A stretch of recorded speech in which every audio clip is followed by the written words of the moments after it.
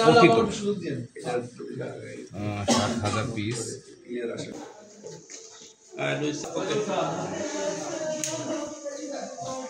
যেহেতু ইয়াবাটা আমাদের এদিকে উৎপন্ন হয় না, এটা বর্ডার এলাকা দিয়ে আসে এবং আমাদের পিরোজপুরের সাথে যেহেতু কোনো দেশের বর্ডার নাই, কাজে এইখানে একবারে 60,000 পিস ইয়াবা পাওয়া, এটা নিঃসন্দেহে আমাদের পুলিশের যে গোয়েন্দা কার্যক্রম এবং আমাদের অপারেশনাল কার্যক্রমের সক্ষমতারই প্রমাণ দেয়।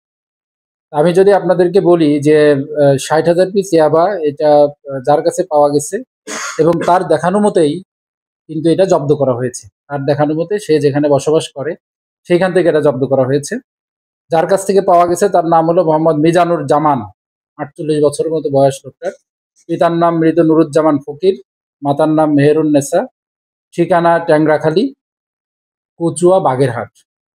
এবং তার এনআইডি অনুযায়ী যে ঠিকানার কথা বলা আছে এনআইডিতে, সেটা হলো বড় কুমিরা, সীতাকুণ্ড, চট্টগ্রাম। এবং এইখানে যেখান থেকে এটা উদ্ধার করা হয়েছে সেটা হলো আলহামদুলিল্লাহ মার্কেট। এটা আপনারা চেনেন যে আলহামদুলিল্লাহ মার্কেটের 4র্থ তলা, কাপুরিয়াপট্টি, 5 নং ওয়ার্ড, পিরোজপুর পৌরসভা। এইখানে অভিযান পরিচালনা করে আজকে 1:30টার দিকে এটা এই বিপুল পরিমাণ ইয়াবা জব্দ করা হয়েছে। আপনারা চিন্তা করেন, এই যে বিপুল পরিমাণ ইয়াবা, এটার দাম প্রায় যদি আমরা বাজার মূল্য হিসাব করি 1 কোটি টাকার উপরে, প্রায় 1,20 লক্ষ টাকা মতো এই ইয়াবার দাম। এটা আমাদের জেলা গোয়েন্দা শাখার একটা চৌকস দল, তারা পুলিশ সুপার মহোদয়ের দিক নির্দেশনায় এবং আমাদের ওসিডিবির নেতৃত্বে অভিযানটা পরিচালনা করছে এবং এটা একটা সফল অভিযান।